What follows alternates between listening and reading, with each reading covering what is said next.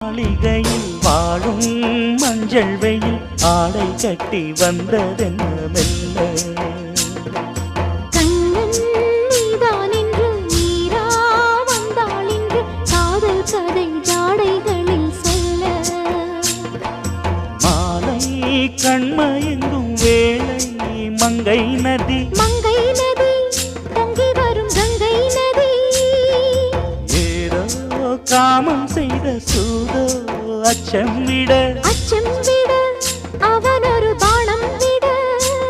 புது லீலைகள் தான் அதிகாலை வரைதான் அடிக்காதலி கண்மணி ஆஜா ஆஜா கையணைக்க ஆஜா ஆஜா दिल भर जाने